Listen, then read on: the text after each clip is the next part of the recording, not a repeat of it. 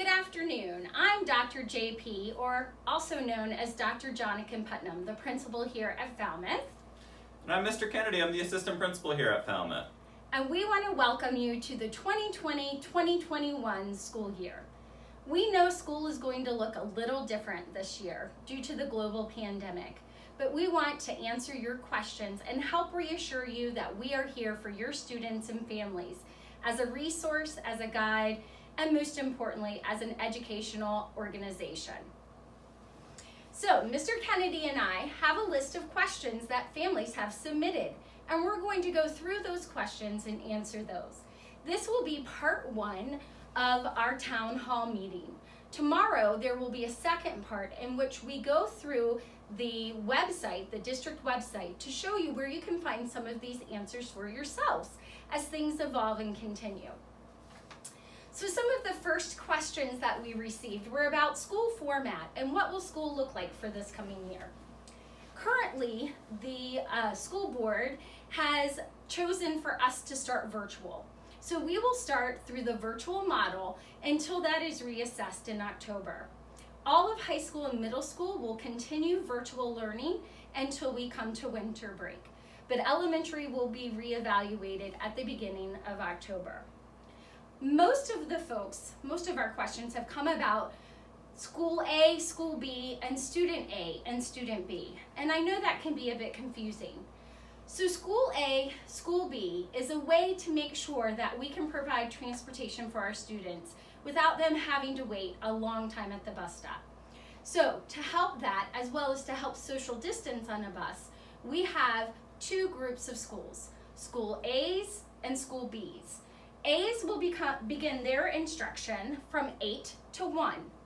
We are a School B, so we will have our instruction from 9 to 2.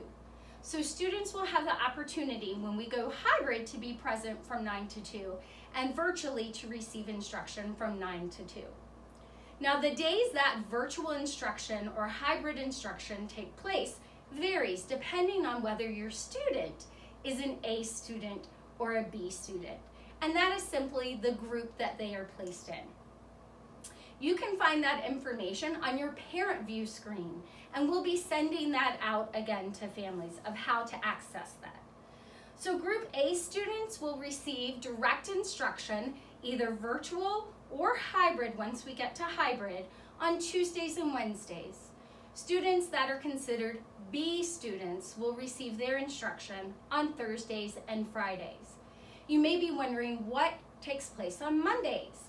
On Mondays, our teachers are working diligently to make sure that they are providing new skills, new activities for your students to learn from, as well as working on activities that your students will be taking part in when they're not in front of the teacher, whether that is virtual or in hybrid. Students who are A students receiving that instruction on Tuesday, Wednesday, will then receive asynchronous learning on Thursday, Friday, and Monday. That simply means that activities will be provided for them and resources provided for them that will help complement and support the learning that they are receiving from the teacher. There is a schedule of asynchronous times that will be provided for you, and that is just an idea of how long your child will be able to spend or should spend on those activities, kind of like our frame for homework. We also, if those students in Group B are receiving their virtual or hybrid in-person instruction on Thursday, Friday, they will take part in asynchronous activities on Monday, Tuesday, Wednesday. I want to remind you that I shared the definitions of synchronous, asynchronous, virtual, and hybrid last week in a letter. I know that those words are getting quite confusing, so please make sure you go back and look at the definition of those and let us know if you have any questions. One of the parents asked, what are the class sizes, or what is the size of each group? I will share with you that we will still not go over our class size allocation that we have during the school year. For example, if Dr. JP was teaching 4th grade and I am teaching students in hybrid A Tuesday, Wednesday, and students in hybrid B Thursday, Friday. In total, those students, the number of students, would not go over our cap of 27. We are not near that, which is wonderful. Right now, our class sizes for both hybrid and virtual are about 9 to 13 students per group. We do have currently 2 teachers that will teach virtual for at least the first semester, identified on each grade level. Another question is, what will the schedule be when my student is in virtual instruction on their designated days? Each grade level has a different schedule, and that is so that when we move into hybrid, we can do so seamlessly, so that there is not the disruption to the schedule and the students are already in a routine. For example, every grade level will start with 20 minutes of a morning meeting. That is very similar to what we did here at Falmouth last year and the year prior. All students will receive 70 minutes of math instruction. We will have encore embedded into our schedules. There will be a recess and lunch break, and movement resources will be provided for you so that after your child has lunch in your home, they can get up, move, get those wiggles out. There will be 30 minutes of science and social studies, as well as 90 minutes of language arts. And then finally, students will end their day with a review. So that is in total teaching between 9 and 2 o'clock during the day, with a lunch and PE or recess break in between. All encores again will be embedded and will be 30 minutes in length. Another question that has been asked is, will attendance be taken? Yes, we will be taking attendance, but it will look a little different because we know that you may not be home or students may not have access to be online during that virtual face-to-face instruction. And so if that is the case, you will be provided with resources to help your child understand what was shared that day, and we'll be able to access your students' login to see if they were able to log in that day. So more information about what attendance will look like will be shared with you as we get closer to that date. I'm going to turn it over to Mr. Kennedy to share a little bit about what we will be providing regarding technology. Absolutely. Thank you so much, Dr. JP. So one of our first questions that we received in the technology department is, will my students receive a Chromebook? And if so, when? The answer to your question is absolutely yes. Stafford County has been doing such an amazing job of making sure that we could secure the funds so that all of our students will receive a Chromebook. What you will end up doing is we'll be giving you information later on, and a little bit later towards the end of this week, that you will be able to receive a Chromebook straight through our car rider line. So you'll come through our bus ramp, you'll take a right, and we're going to have people directing traffic to help you every step of the way. And you'll come straight through all the way over closer to our gymnasium. From there, you'll end up popping your trunk, and our paraprofessionals, as well as Ms. Shelton and Mr. DuPont, have been doing such an incredible job to make sure it's all ready for you. And we will just place it right in your trunk. It will be barcoded, and it'll be assigned directly to your child. And we'll also be providing some materials for your child as well. We do want to thank our PTO, because in that backpack, you're going to get a drawstring bag with your Chromebook. But our amazing PTO did buy dry erase boards for every student. So your child will be receiving that as well. Sorry to interrupt, Mr. Kennedy. No, and our PTO yes. was doing such an incredible job in making sure that they could see where could we best meet the needs of kids, and they were searching for all the best deals, and we couldn't be more thankful for the way that they have been able to provide that for us. The next question is, do we have to use the Chromebook, or could my child use a home device? And the answer to your question is, we strongly prefer that you do use the Chromebook provided. The lessons that your teacher is going to be able to provide your child is really geared towards using that Chromebook. It's going to provide a lot more consistency for your child as we're helping them navigate it. We understand that, you know what, there's going to be a learning curve for our students, but we're all in this together. Our teachers have been spending the whole entire time last week, all throughout this week, as well as next week, making sure that they are getting ready for content specific and really geared towards our technology world throughout their professional development. They are going to be able to guide your child the best of their ability, and as long as they have that same device, it's really going to make it a lot more seamless in that process. The next question is, do parents need a printer? No, and that's one of the things that, we're actually excited about. We get to go a little bit more green. Dr. JP and our staff, we've been doing such an incredible job of trying to limit the paper usage throughout these past few years. But if there's any positive at this current situation, it's that, we could help our environment go a little bit more green. So you will not need access to a printer. If we find that, there are resources that need to be paper pencil, we will do our best to make sure that we can provide that for you. But to answer your question, no, you do not need a printer for any resources that we have. Our next question is, where do I find training and assistance with how to use the Chromebook and resources?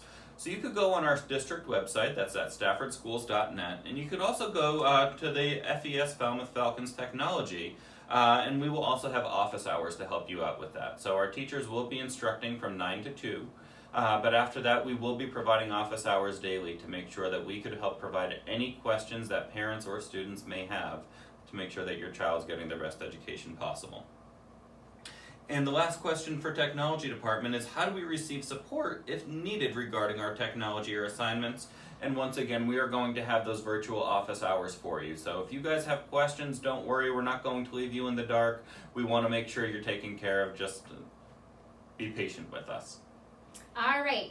So yes, patience and flexibility are the 2 words of this year, and we certainly appreciate every time our parents show flexibility and understanding.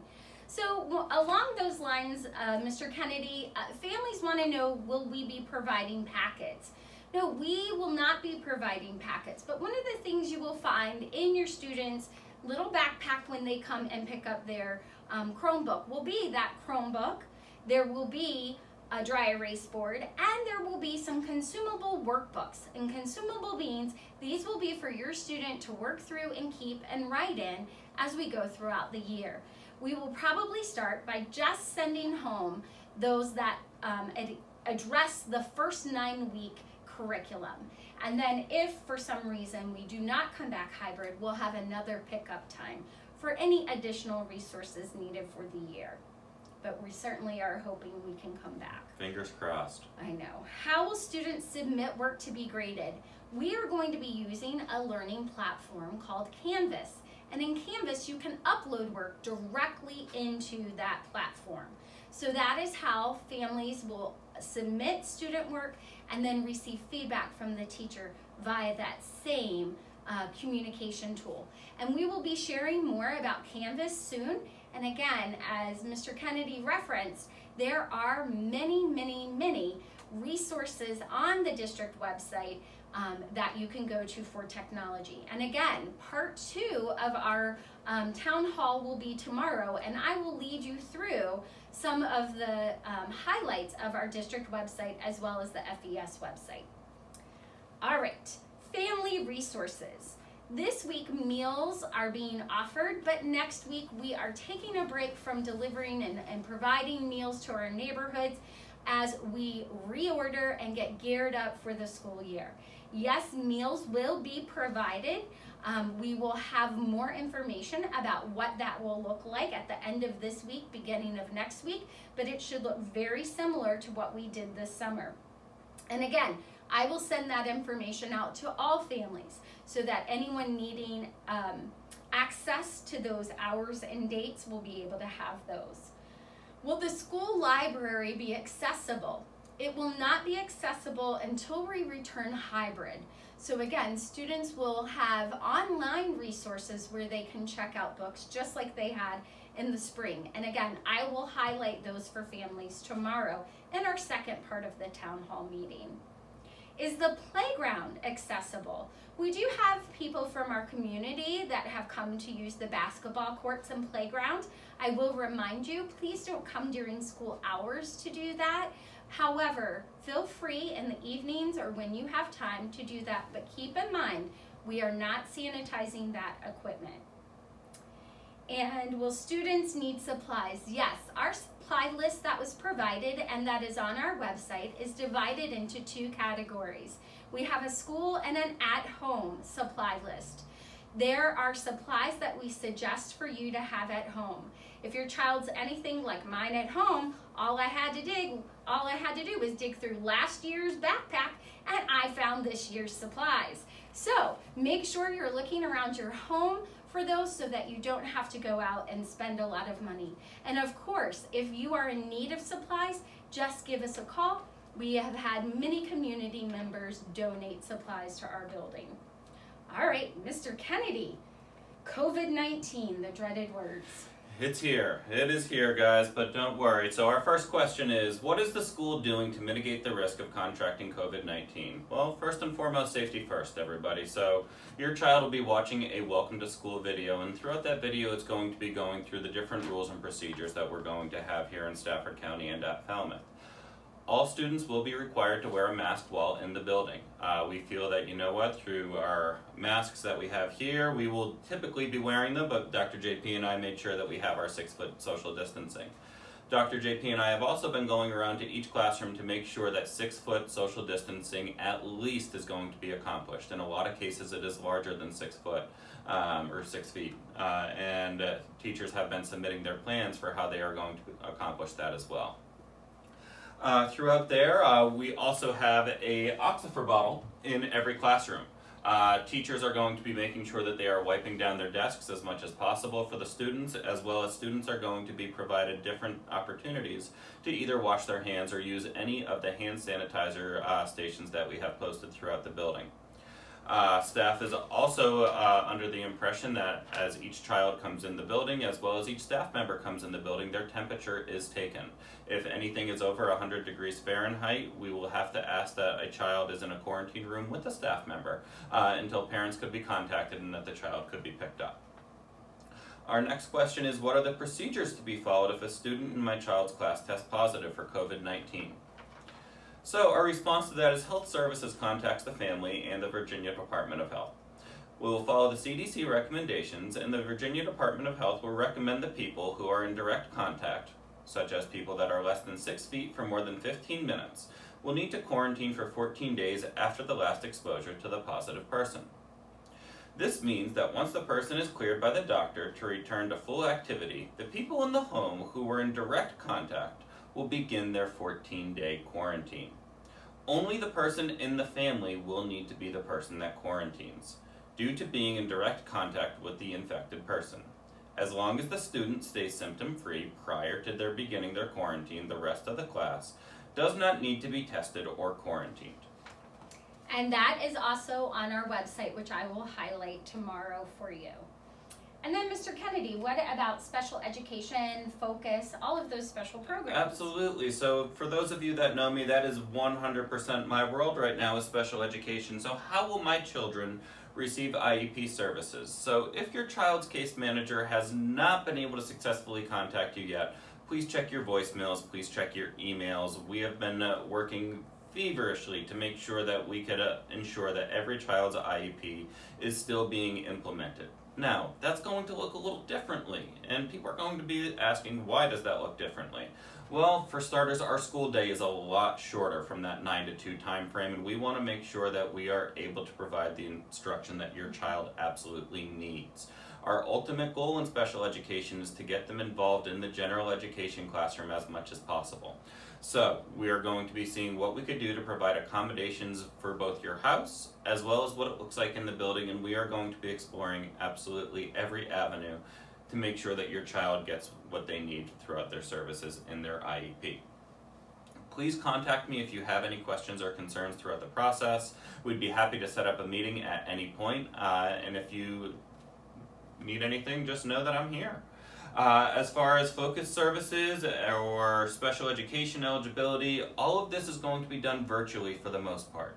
If we are very much under the impression that if it could be conducted virtually, we're going to conduct it virtually. If your child's having trouble accessing, please also let Dr. JP and I know, and we'd be happy to accommodate. Wonderful. All right. So, first of all, we ask for flexibility and patience, but above all, we ask for trust. I honestly have to say I'm very excited about this school year. Our teachers are doing a phenomenal job planning and preparing for your students to return virtually, and I am so impressed with what our district leaders have provided for us and are teaching us over these next 3 weeks, past week, these next 2 weeks. And so I ask for you to trust us, but I do know that some families are looking into other options for their students. I want to remind you that if you are looking into other programs, first and foremost, you ensure that those are accredited programs. Secondly, if you are choosing to homeschool your child and not access information virtually, you need to go to the website, to our district website. Go to Parent Links and click on Home Instruction. All the information about homeschooling your child and withdrawing them from Stafford County Public Schools is there. However, we certainly hope that you will give us the trust and wait and be patient and experience what we have to offer before you consider that for your family. Other questions that we have received are families allowed a school tour. At this time, we want to ensure the safety of not only your family, but our staff members. We have quite limited the amount of people that are in our building and have provided staff the opportunity to either work virtually or here in our building. So we want to try to ensure everyone's safety. We will be making a virtual tour video and be providing that for you through our website, as well as I will be sending it out to all families. So families, we have provided a great deal of information and answered the questions that were submitted. But I want to remind you that Mr. Kennedy and I are always here.